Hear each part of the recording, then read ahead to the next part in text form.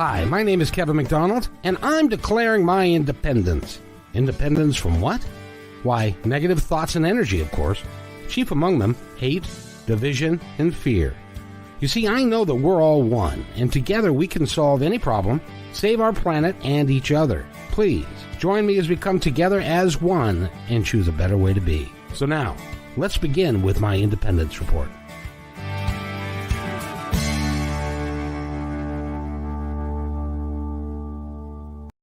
And welcome, everybody, to another episode of my Independence Report. And, I am a little chagrined this afternoon and stuff. We started a little bit late because of my own fault.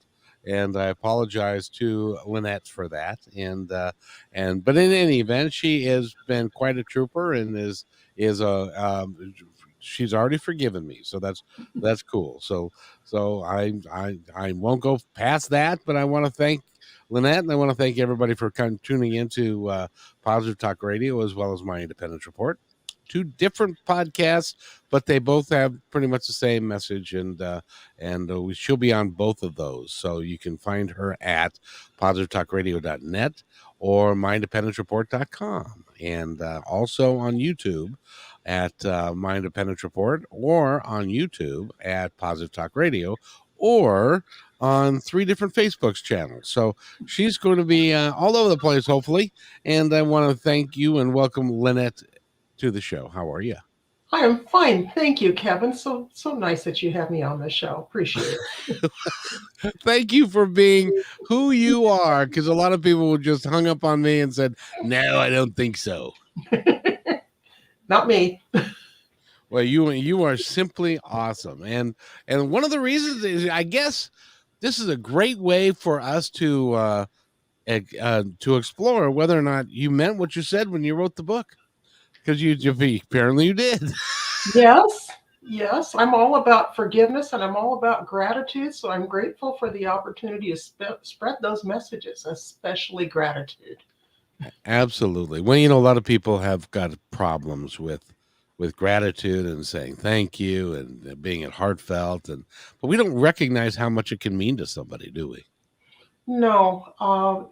People will day to day, they'll say thank you in conversation, or they may say thank you in a text. They may even go all out and say thank you in an email. They might actually say thank you in a thank you note. But when the magnitude of your gratitude is bigger than a thank you note, that's when it's time to think about writing a heartfelt letter of appreciation. I mean, a full-on letter in writing. Now, it doesn't have to be handwritten. It can be done on the computer, but it should be hand-signed. And that's the sum total of the message. There's lots of good details. Oh, and let's go through some of those details, because you see, in my children's world, I have a son who's 30, and he texts everything. He doesn't write. He doesn't call, really, and he misses the human connection of all of that. And I think it's really important. It's an important piece that the kids today, after all, but I think kids today are missing the point of the personal connection, and that's what you're talking about, isn't it? It's true. Now, it's personal connection. If it's at a distance, it still makes a connection through that letter. If it's in person, it still makes a connection if you can present that letter in person and maybe even read it aloud to the person. Either way, you're dealing one to another, and you're saying, you are special, and here's why you're special, and here's what a difference you've made in my life, and I hope you know it. I hope you know it now. It's amazing the impact that can have on someone who may not be even expecting you to, or even thinking that you're going to do that. But, people affect us in a lot of different ways. And if somebody affects us to a great degree, I think they deserve to be recognized and celebrated for it. Yes. The whole thing started back in fall of 2008, when our son Byron was getting ready to get married, and it was at the rehearsal dinner. And my husband and I were shocked, awed, and honored when he and his bride-to-be each brought out a framed letter of And you still have it, of course. Just happen to have that right here. See? Because I always keep it handy. I always keep it in a place where I can read it. And what happened is he and his bride each wrote those letters to their respective parents. And in each letter, it talked about what it was like growing up in the family, what it was, what they most appreciate about each of their parents. And, he described about my husband, and then he described about me. And then he talked about the values he had learned growing up that he planned to bring to his marriage. And that letter really touched our hearts. Now, he couldn't have read that with a dry eye. They had their maid of honor and best man read the respective letters while they stood by their parents. But OMG, that was just so moving. And everyone who was present as these letters were read aloud was just tears dripping. Really, it's just even today. And it's not the makeup, my eyes are welling up anyway. They still do, just when I think about that experience. And this happens every time I read that letter. It's got a place of honor in our home. And you know what? One of the things I'm most impressed with, he thought of that idea himself. He didn't read it in a book. Nobody told him he should do that. He's the one that brought it up to his fiance. And I just went, oh, raised him right. you know? Well, you should be congratulations for that, because that there aren't a lot of people that and well, I can't say that, but I wish there were more people that would think of others in that special way. Well, that's right. And I got to thinking about that afterwards and so on. And I went, you know what? More people ought to know how meaningful something like this can be. And initially I was focused on people getting married. And, a bride could write to a groom and a groom to a bride, the parents to the kids, and the kids to the parents. There's a lot of ways there. But then time went on, and I think it was 2011 in the fall, and I was meeting with somebody about an entirely different thing. She was practicing hand analysis. She was learning hand analysis, Sure. fingerprints, palms, and so on, having to do with life purpose. And so she needed 100 sets of guinea pig hands. And mine was one of those. And so she had given me a written report, and she was following up in person with explaining what it was that all of this meant. And she said, well, Lynette, you're good here on your left hand, and all these, this is me paraphrasing, everything seems pretty well balanced in terms of the life purpose. And on this hand, look at that there, it's good, this is good, this is good, this is good, and this is good. But this finger has a problem. Oh, really? All right. And she says, yeah, in short, now this is my words, I'm a professional procrastinator.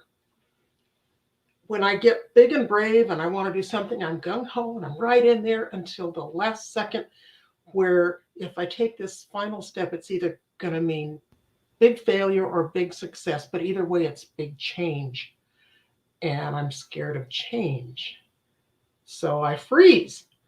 And she says, that's what you want to work on. And I said, oh my gosh, Louise, you have hit the nail on the head here. I said, as a matter of fact, for a year and a half now, I've been thinking about, but I've never said this to anybody, not even my husband, thinking about writing a book of writing all types of letters of appreciation.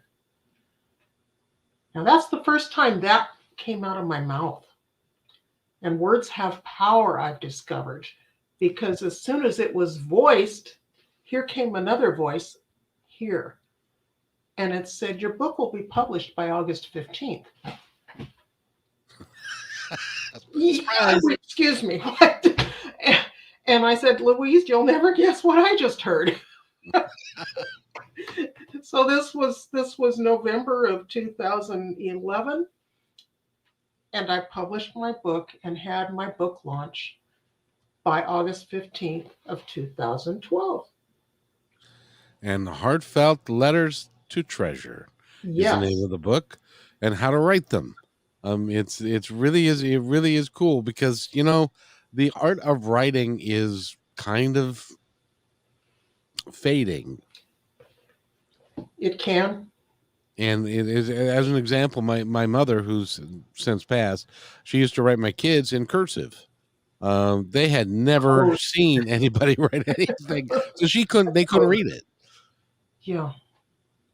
So that's maybe right there an advantage to writing your letter on the computer Hmm. and then signing it. And if you don't know cursive, you can print your signature, but that's still a way to get the words out so that anybody can read it and understand it. And I like to think, so many people are deserving of special recognition for the things they've done, but they may not be aware of that. How many of them go to their deathbeds not knowing they made a difference to somebody else? It's a little concerning. And I can tell you the lasting power of a written letter. I mean, that I just showed you, that framed letter was presented in 2008. A lot of years have passed and it still is meaningful and it's still out there where we can see it and appreciate it and feel the love. I'll tell you, I believe a letter like that is multi-generational. Exactly. Family legacy. When I'm gone, my husband's gone, it'll go back to my son and then to his daughters and so on. And admittedly, they may take it out of the frame someday. I'll forgive them because I'm into that forgiveness thing. But they'll have it and it'll help them know what their ancestor was like.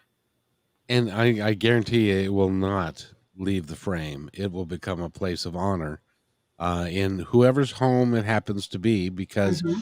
of the heartfelt way that grandpa or great grandpa or great great grandpa treated his mom and his dad. Hmm. It will become a very important piece of family legacy.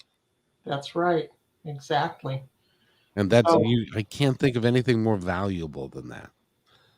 that It's interesting, Lynette. By the way, we're talking with Lynette Smith, and she has written the book. Show the book again one more time, because then sure. we can see Yeah. the. Let's see. Lean that the right way. Come on, let's all get in there, shall we? Here we There go. you go. How to write heartfelt letters to To treasure. treasure. And it's interesting because one of the things that I've done in my past, because of the broadcasting thing, is that I've done something called Family Legacies, where I would actually do an interview of somebody that was older and about their life and what they felt about their life and the things. I had a terrible time getting people wanting to do it, because when you get a little older, and speaks to all of us, when you get a little older, you tend to devalue who you are, because that's kind of it has become your life experience. You don't move as fast as you used to. You may not be as cute as you used to. You may need a little makeover or something, but the people that wanted to have that done wanted it so that they could remember the individual for a lifetime, what they sounded like, what their mannerisms were like. But I had a tough time getting people wanting to do it because they didn't feel like they were worth it, that they were worth anything. And that is so sad to me. It is. I It just can't. is. And that's why what you're teaching people is to value the people. And a lot of people value folks, and it never gets out of their head through their mouth on the paper, so that that person can look at it and keep it there forever. Exactly. We talked about the texts. Well, they're soon forgotten. It's just conversation. The emails get buried and move down the line and down the line, and then your computer crashes and it's lost anyway. The letter is in front of you. A fire might happen, that's true, but hopefully there's also a file to back up that letter or photos of it. But the likelihood of that letter passing, surviving through generations is much greater. And it's so nice and tangible. It's right there for you whenever you're feeling down, whenever you're missing somebody, and they wrote you one of these letters, you read it and you go, oh, they did love me, or they do love me, or oh my gosh, This is wonderful. I feel so much better.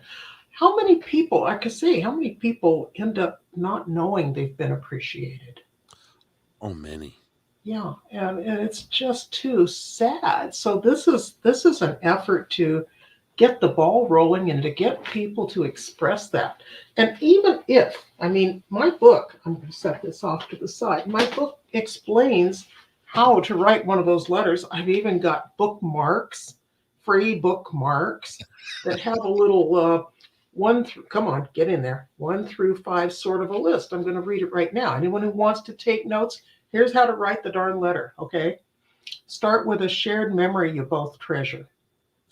Then describe the person's most admirable qualities, perhaps with examples.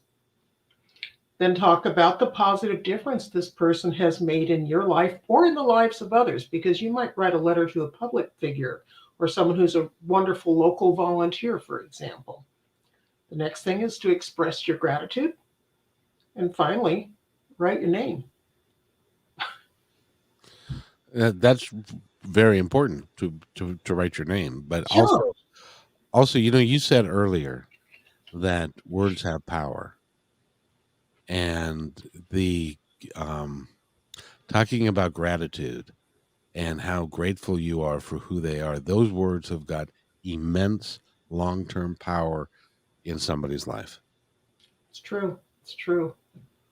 I and it's know my son loves me. I know my son loves my husband, his dad, and he paid attention growing up, and that's validating. He's he's a wonderful family man today, and that's his highest priority, is to be a good family man today. And I'm ever so proud of him, really. Did you ever talk about the process that he went through, or what motivated him to do that? Because it is a heartfelt thing that's going to touch you, your husband, and him for the rest of your lives. But there had to be a motive, because he was, how old was he when he got married? Oh gosh, higher math. He was 28. He was born in 1980, 2008. Sounds like 28 to me. Yes, when most of the time 28-year-olds are barely wet behind the ears and are barely grown up. How did he get so Thoughtful.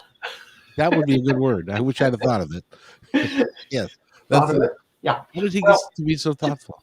he did honestly share with me one day, because I asked him that very question. He says, "Well, we wanted to get something for you guys, for our parents, to observe the occasion, but we didn't have an awful lot of money."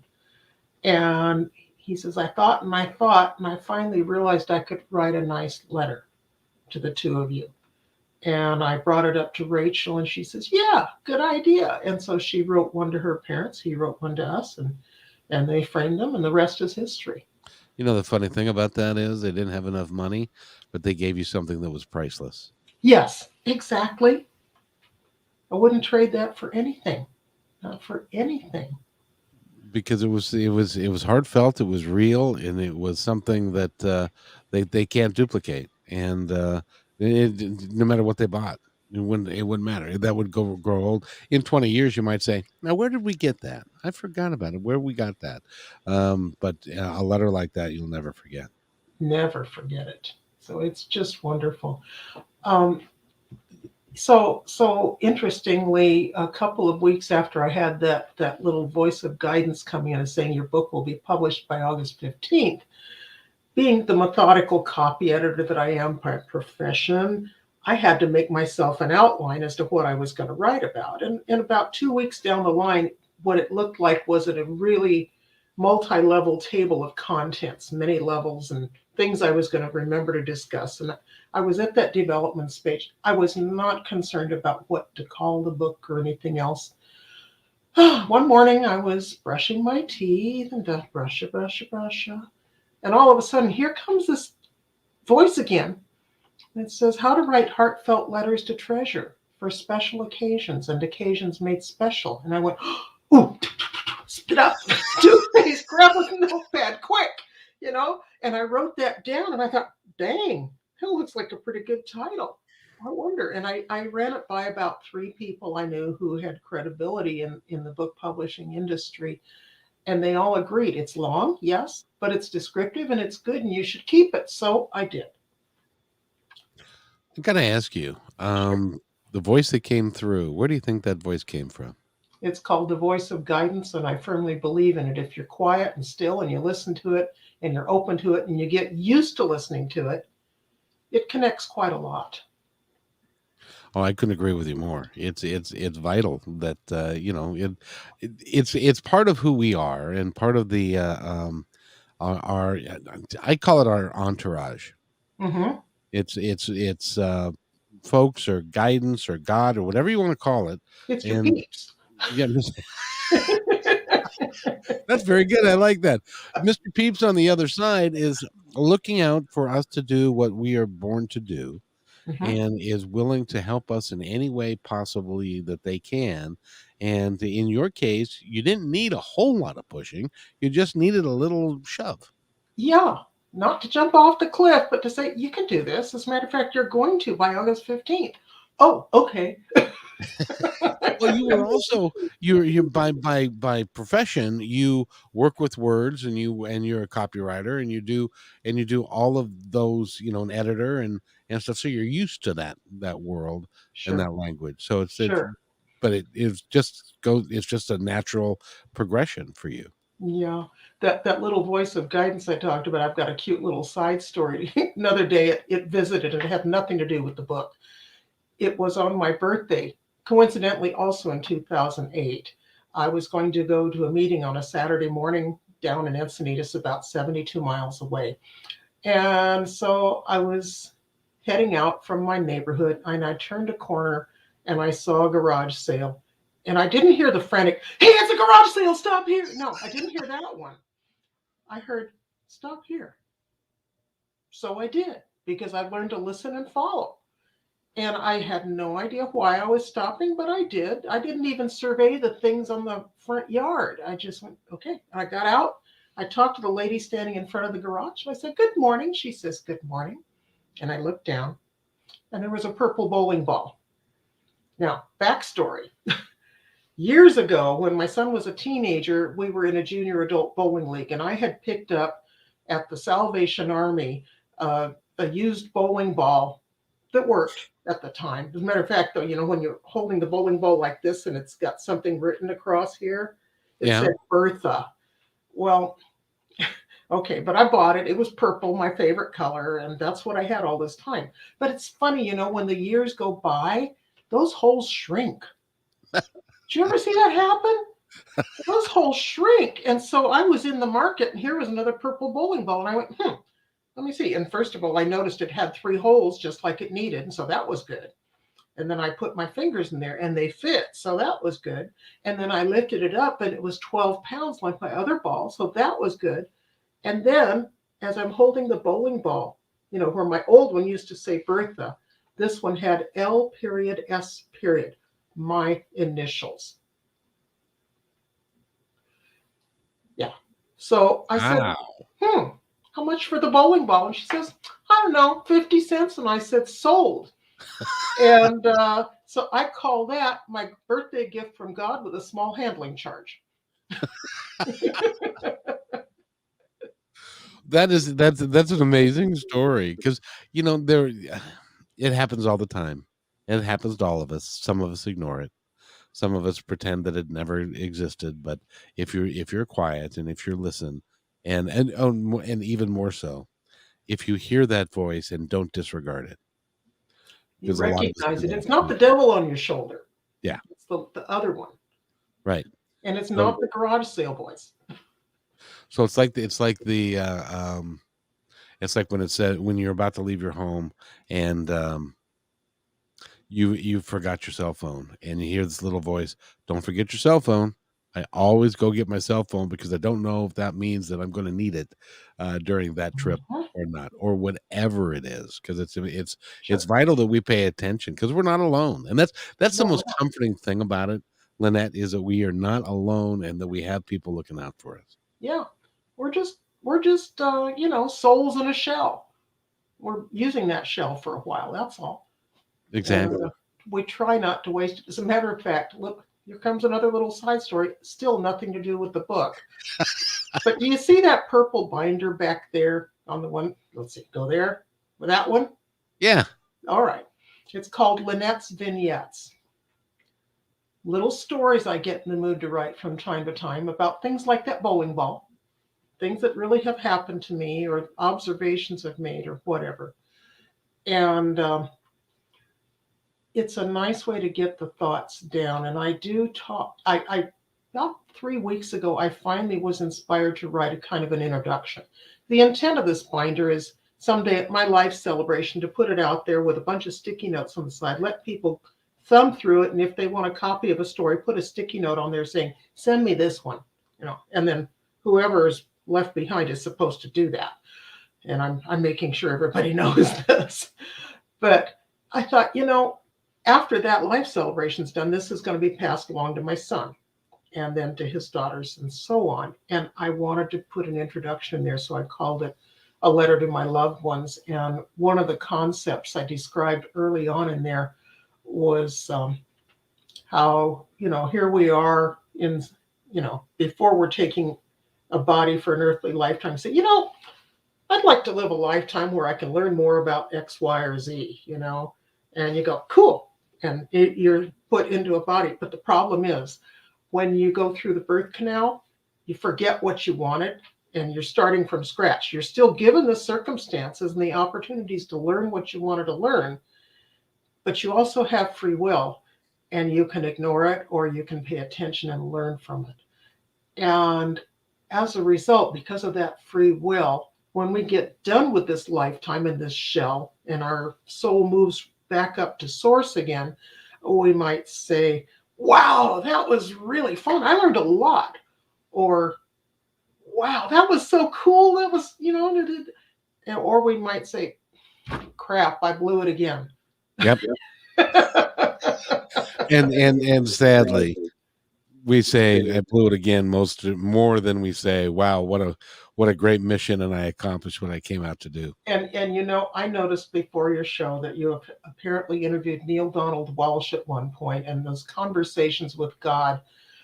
Oh, I love those books, and that's what finally gave me, helped to develop my belief system. I remember reading in that book where, he acknowledged that, he kind of wasted a lot of lifetimes with all of that free will. And then later on in the book, he says to God, hey, you talked a while back about reincarnation. I mean, how many lifetimes have I lived? And I think he came up with an answer like 623. What? That's a lot of wasted lifetimes if he didn't get it yet, But we have free will and we can waste it. But why? Exactly. And Neil Donald Walsh, I've interviewed him 3 times. He is a remarkably flawed individual for being who he is, and to put together conversations with God. And it's instructive for all of us that we don't necessarily need to be walk on water or be a perfect angel, that we are living our lives and we're doing the best we can. Yeah. And in his case, this was, in a moment of severe anxiety that this all came through for Why is him. it happening to me? Would you really like to know? Or are you just venting? Which, and God rest his soul, I listened to the audiobook, and Edward Asner did the voice of Oh God. boy, that'd be And great. yeah, and he was just wonderful doing that and stuff. But and so, you and I, as it turns out, are kindred spirits, because that was 20 years ago. That was one of the books. The other one was a book by the name by the author Michael Newton, which was Journey of Souls, which was based upon his deep hypnosis work about life between lives, but after we Oh, die, and what's on the other side, and what do we do. And you've spoken almost flawlessly about what he writes, that he has observed from people in deep hypnosis, that you were on the other side, that we get to choose what we want to accomplish, to come back here to do. We set up markers for it. And this is the important part that a lot of people miss, is that we set up markers for it throughout our lives, and if we have the perfect right because of free will to ignore them, and not to follow through. But a lot of them are that little voice in your head that Hmm. says, That's the one that helps keep you on the path. "That's right, that's right." And if you can deviate from that if you choose to, all the way up to and including suicide and anything that you want to do in between, drugs and alcohol and all that stuff. But at the end of the day, all there is love. And so you get to go back, reload, and figure out what you did wrong, and try and do what you intended to do the first time, the next time, or the Yeah, next time, or the yeah. time after that. And I even mentioned in that letter to my loved ones that as we live our sometimes non-linear lifetimes, because I feel like if my soul says, "Hey, I'd like to live a lifetime where I'm exposed to A, B, and C," and that happens to work out best in the Middle Ages, well, I can be put back there and do that next. So the next and after and before gets all jumbled, but time is just a convenience of humanity anyway. So Well, yeah, I keep asking people when they say it about time. I said, "What would we do if the sun if we didn't revolve around the sun? Where would we come up with time? What if it was light all the time and there was no, time is kind of an irrelevant thing in the grand scheme of things." But I want to get back to that purple notebook, because I think you should publish that. no. Some people might. Several stories in there are not of general interest. Uh, They're just of family interest. So, and I'm just kind of, I'm not going to call it lazy. I'm having fun putting it together, but I have no aspirations of publishing at all. I'm completely content to just have it be in my son's hands and my granddaughter's hands and so on. But there is quite a quirky collection of stories that are in it, like the housefly whisperer.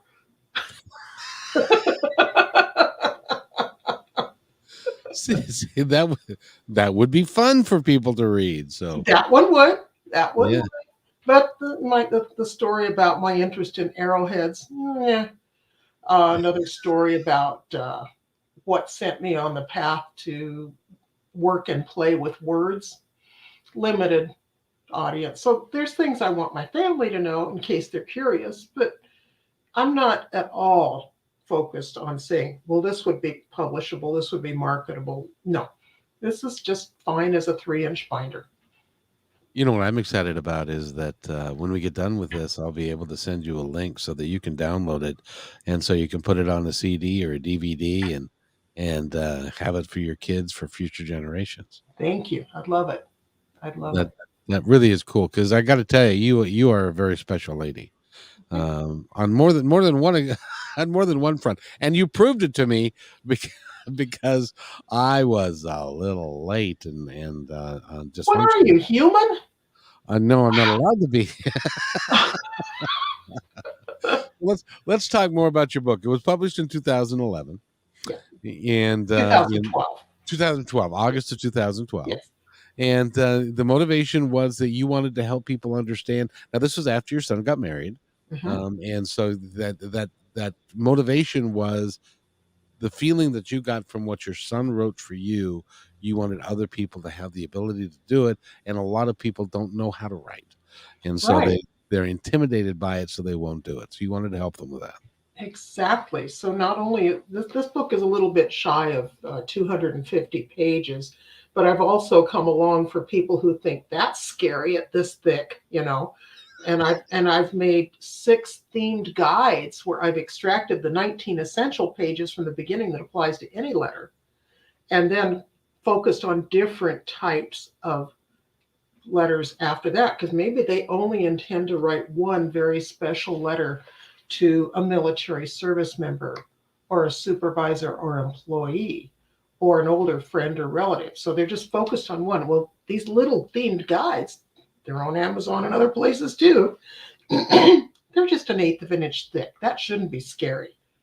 No. And they can get the job done, do the letter, and feel good about it. And all the tools they need are in there from the major book. I mean, the most powerful thing from this book is these word lists.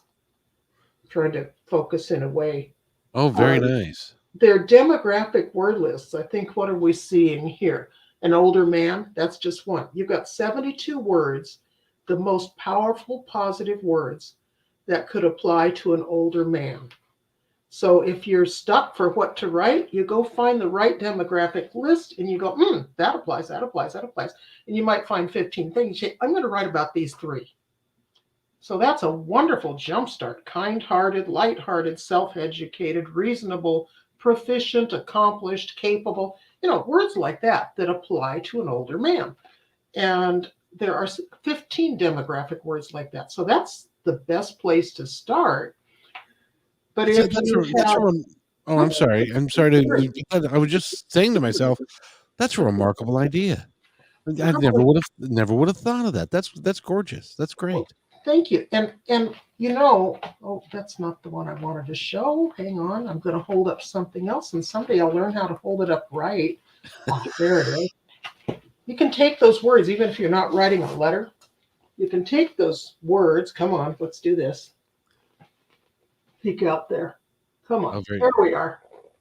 You can put them into something like that and frame it or present it. It's just the best words that apply to that particular person. Oh, isn't that cool? Written for my father-in-law. Who says you're indescribable? I can describe you. So that's an idea, but on the flip side, here we go, are regular letters, which you can make fun frames around or not. Lots of ways to do things. I have an interesting idea for you. What? There is a lot of folks that would like to be able to write down positive affirmations. And because if you write down a positive affirmation about yourself, about what's going on around you, or then that words, as you said, words have power. And a lot of people don't have the vocabulary to put together positive affirmations that are, rather than just "you're so great" or "this is," it's so you should write a book about positive affirmations. You mean affirmations to affirm yourself or to affirm others? To either one, or both. Affirmations to affirm somebody else's thing, but also affirmations of how you would like to live your life more effectively or better or more uniquely, or to accomplish what you came here to do. No problem with looking at that word list with yourself in mind. Exactly. It's there already. Pick your Yeah, favorite words that you want to apply to your own life and proceed to live them. well, that's easier said than done, as Well, you know. But at least you can make the list. yeah, exactly. So I got to ask you, because and at the beginning of the interview we talked about your son who had the idea of writing a letter to you guys and putting it in a frame and then reading it at the rehearsal dinner and so forth. In his growing up, was there something different that you worked with him as versus what other parents did, and was it a unique, because that is a very, very heartfelt and wonderful thing to do for somebody. Where did he get that empathy and the desire to please and stuff? Probably by observation. He was a sensitive enough person, he could observe what worked. And I think I'm going to borrow that letter again and just read you the first paragraph because it kind of tells something. To my mom and dad, growing up in our household has been a priceless experience. I remember taking many vacations and spending many hours in a car as just the three of us, sometimes four, sometimes as best friends, sometimes our dog. Anyway, I recently learned that while the destination may instigate the journey, it is in fact the journey itself that is the cause of personal growth. In the broader sense, life is about the journey, not the destination. All the past experiences of my life have cultivated me to be the man I am today. Wow. Yeah. That's from a 28-year-old.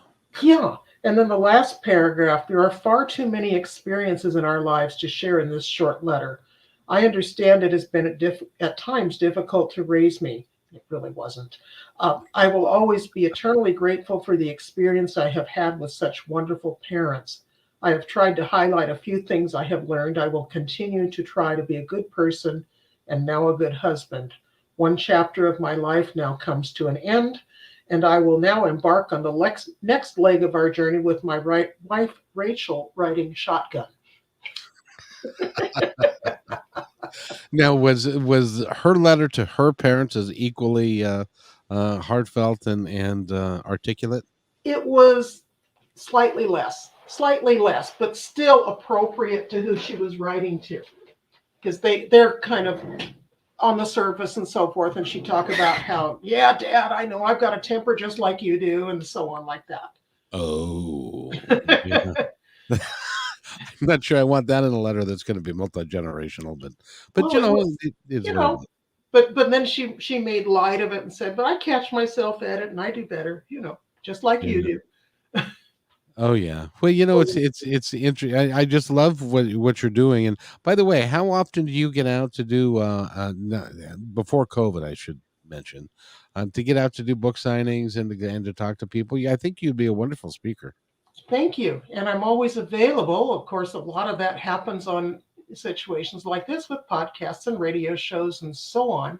Um, I do offer free workshops when someone can provide a venue and a guarantee of at least 8 people attending, where I can show you in about an hour and a half to 2 hours how to write one of these letters on your own and kind of coach you individually and so on. So I offer those because that is a part of my mission, is to get the word out. I want to see millions of people worldwide write these heartfelt letters of appreciation, because they can change their world by changing their relationships in such a positive way. And I should mention, before we forget, where you can find more information about all that is on my website, which is goodwaystowrite.com. I'm glad you mentioned that because I was going to mention that, but I was going to have you mention it too. Thank you. So the name of the website again is, Goodwaystowrite.com. and you can pick up the book at Amazon and probably you can order it through Barnes and Noble and probably even go to your website and pick it up. Yes, all the major online retailers would go to the website and it'll give you links to those. So you can go wherever you need to. If you want to get a hand signed copy, we'll talk. There's the means on the website to get hold of me. So I'm not a hard to reach person. So what's happening for you next? What's happening for me next? I've been, because I'm a professional copy editor working on books for other people. I've been focused on that and adding stories to my Lynette's Vignettes binder between projects. If I've got a 1 week lull before the next book begins, then I go, I've got this list of stories I plan to write.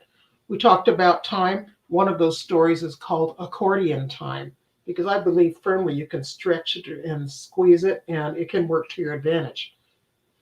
I can't tell you how many times I thought I was running late to get to a destination, but I ended up arriving on time without driving like a bat out of hell. Sure, I don't, sure. I accept it. I don't try to explain it. I just go, it's going to turn out how it's supposed to, and it does. And it also lowers your stress to a great degree. Absolutely. Do I look highly stressed? Nope.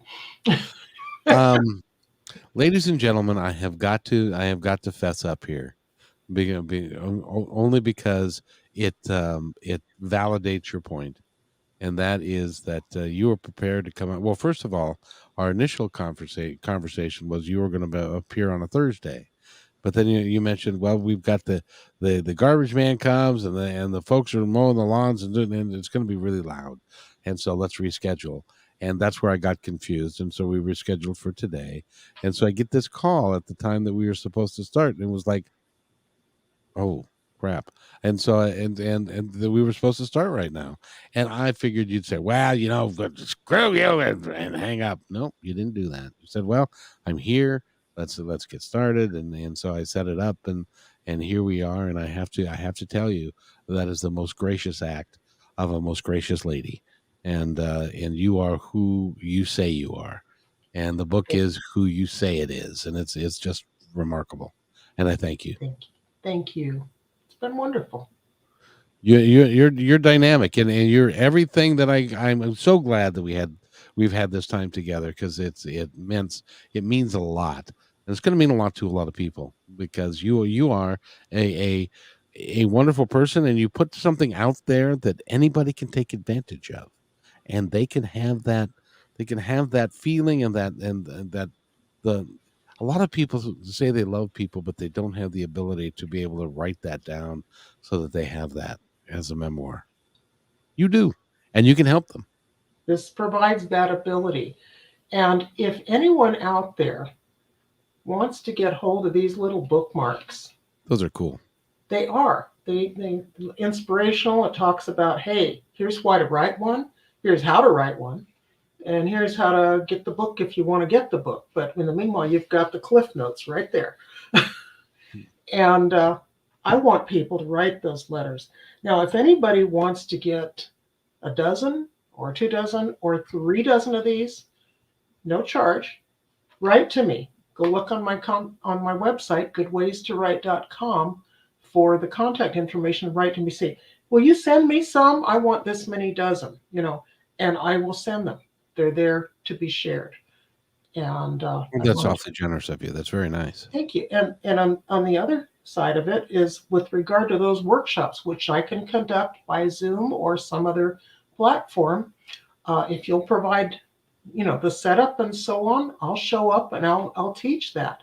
No charge, no charge. But try to make sure that you have at least 8 people attending, out of respect for time and investing in the resources. No charge? No charge. No charge. 8 to 24 people, somewhere in there. I'm good. That tells me that this is legitimately your passion. It is my passion. There it is. That's why you're here. Yes. And that little voice in your head acknowledged that and said, "This is why you're here. You're going to write the book, and it's going to be out by August." Mhm. And I said, all right. in the writing of the book, did it just flow? It did. It did. I had that outline and I used it and I just went, well, let's talk about this and this. And now I'm a copy editor by profession. I hired a copy editor to copy edit my book because I have that much good sense. Right. One set of eyes gets blind to things. And this copy editor was also a developmental editor. So even though my book was rather well developed, she helped me come up with another couple of ideas or examples here or there. Or she said, you know what? You could really use another chapter about this. And I go, yeah, let me write it. You can tuck it in. So she had some good ideas, and I was really glad, because not only did that help with regard to the content, but she also made my words sparkle. Sometimes we get kind of wrapped up in ourselves when we're writing, and it just gets like a drudge. And every now and then I have to say to myself, Lynette, lighten up here. What are you really trying to say? And then rewrite it. But sometimes she lightened up my drudges. I didn't have too many drudges, but there weren't any left by the time she got done. So she was really a great help to me. And that's a good lesson for everybody, that no matter how good you are at something, it's always good to have somebody else look at it. Second set of eyes. And if any of you out there in the listening and viewing audience are writing books of your own, and you think you could use a copy editor, which means your best effort at a final draft, or a proofreader, which is someone who will look at the book layout in PDF form to make sure there's no layout errors, and also to read it one more time to catch lingering content errors. Those are the 2 things I do in my business, and you can find out more about that at allmybest.com. So there are 2 websites we want to look at. allmybest.com, and the one for the book is, again, goodwaystorwrite.com. That's it's remarkable that you are doing all of that, and you do it with around the written word. The written word these days is so intimidating for folks that are used to texting, like LOL and BIG, and all those things. It's. Do you think we're losing the English language? It's certainly changing at an amazing pace, and I'll say, oh, it's getting sloppier. But with the pace of life these days, people are looking for shortcuts to speed up what it is they're trying to express. I can't fault them terribly for that. For day-to-day communications, that's what it needs to be. Hurry up, get it done, but get it right and be considerate and kind and grateful and not snarky when you're doing it. Um, Keep kindness in the forefront of all your communications, whatever you do. But there are circumstances, and like I said it before, when the magnitude of your gratitude is bigger than a thank you note or a text or an email. That's time to spend just a little extra time to write that heartfelt letter of appreciation, because you never know how much that's going to mean in someone else's life. Oh, it's going to be it's going to be huge because people don't do that. you Yeah, know, you get when you go, what? I mean, I've written to neighbors and parents and in-laws and other people who are very giving in their day-to-day life. And when I'm inspired to say, this is more than a thank you note, and this person needs to know how cool they really are. And I go ahead and I write a letter, because that silly little formula, a shared memory you both treasure, the person's most admirable qualities, maybe with examples, the positive difference they've made in your life or in the lives of others. Say thank you and sign it. It's done. It's not hard. It really isn't. but it could be something that is somebody's wallet, or in their desk drawer, or mounted on the wall, and it could be Yeah. something that they look at on a daily basis just to validate who they are, Hmm. and basically to say thank you to you. So it's really is cool what you do, and I appreciate it. Now Thank we're you. coming to the end of our time together, and I would like to give you a couple of moments to be able to say anything that you'd like to say today. I wrote something down the other day. Now, let's see if I can go from memory. I write them down so I don't have to remember them. But I had a picture in my mind, just a round, come on, round shape that had the word focus all written across, because what you focus on expands. So it's important what it is you're focusing on, not the negative. That does not work. The old, what was it, from the 1940s? There was a song, accentuate the positive and decentuate the negative. Yes, and it was in a movie. I can't remember the name of the movie, Yeah, but yeah, wouldn't surprise me if it was it's like a Judy Garland thing or just a about Shirley somebody Temple like that. thing. But Yeah. anyway, the point is, what you focus on expands. That's the general wisdom in the thinking these days. And so things to focus on are things that cause us to vibrate at a higher vibration. Those things are kindness, gratitude. I've actually got a chart. I didn't write the chart, but it's in my notebook here, about things that vibrate at a higher vibration. And those are joy, wisdom, empowerment, appreciation, love, gratitude, passion, excitement, enthusiasm, eagerness, positive belief, positive knowingness, hopeful, expectant, optimistic, encouraged, contentment, ease.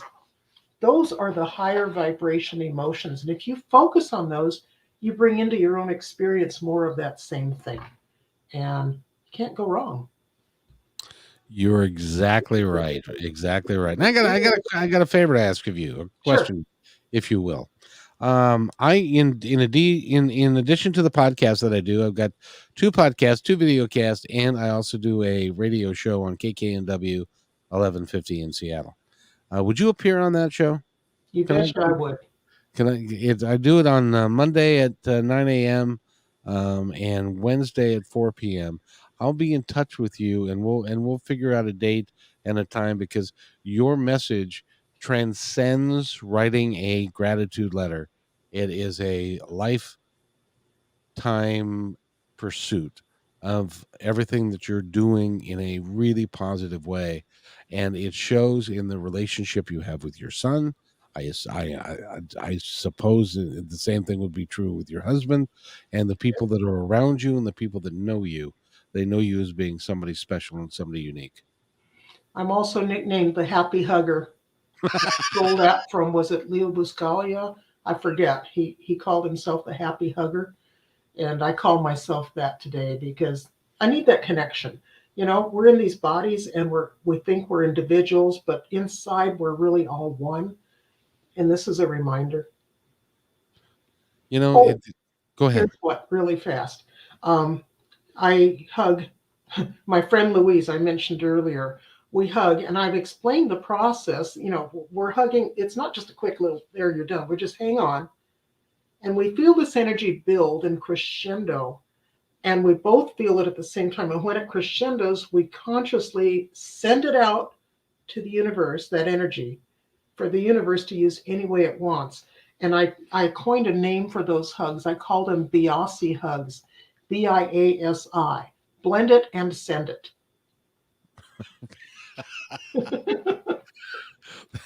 That's that's really cool, because the fact of the matter is that's exactly what you're doing. Yeah. Is you're blending positive energy, and gosh knows we don't have enough positive energy in our world today. But we can get it. And a lot of people think they don't have enough and they operate from a standpoint of lack. And when in reality, just connect. It'll come to you. We give that freely out because we know the source freely gives it back. We're never Ex- going to. Exactly. And it's all about energy, and it's all about the life experience that you get to have. This is, a lot of people are like, "Oh man, got to get up and go to work, and it's drudgery, and life is a pain, and I not have." Well, you know what? If you say those things, if you mean those things are what you're going to get. You're going to get more pain, you're going to get more sorrow and stuff. So, lighten it up. That's one of the reasons why I call it positive talk radio. Yeah, Is exactly. lighten it up, relax, and have a good time. This is fun for our soul. Yeah, focus on the good stuff. It's a kick. Yeah, exactly. And you have the opportunity. I drove a bus for 11 years prior to after I did some radio, and now I'm back.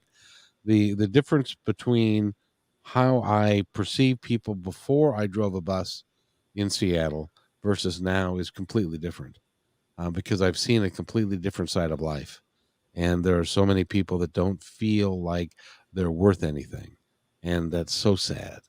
And I try to make everybody feel, unique and special. But even so, it's like I'm homeless, I'm not worth anything.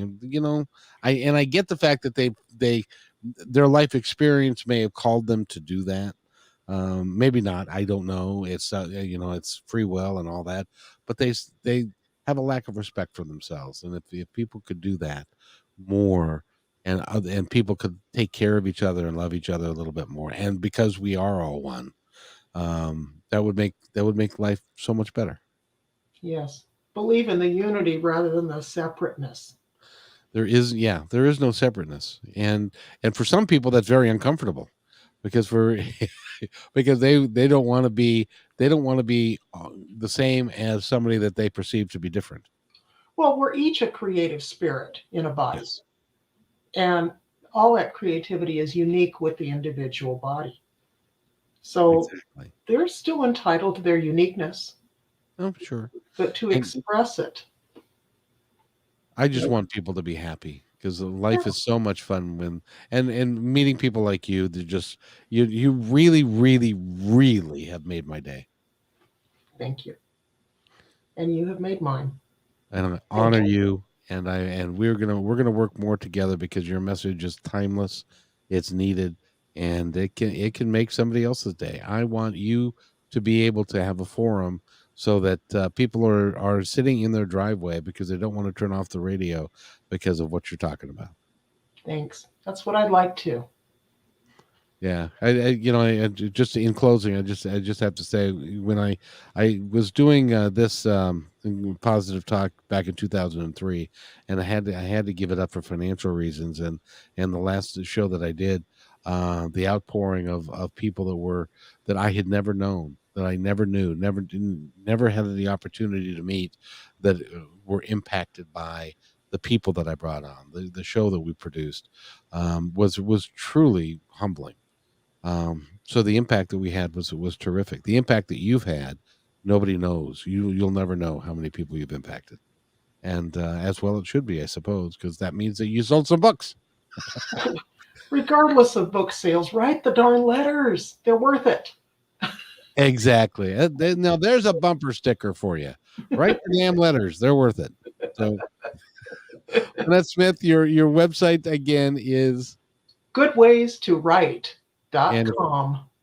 And exactly. And if you want her to come and do a Zoom call with with your friends and stuff, there's another website, which is same one. You'll find us a page on there. If you're wanting to get a book copy edited or proofread, that's the other website. That's allmybest.com.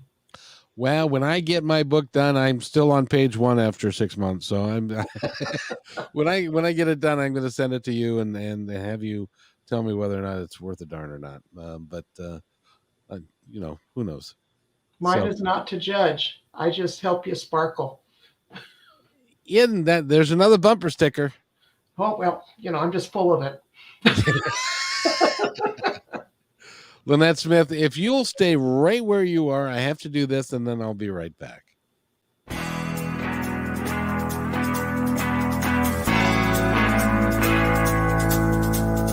Hey, and thanks for listening to this episode all the way to the end. Hey, pretty cool. Hey, don't forget to follow us so you can receive regular updates and new posts. And remember, take care of each other because each other's all we've got. See you next time on My Independence Report.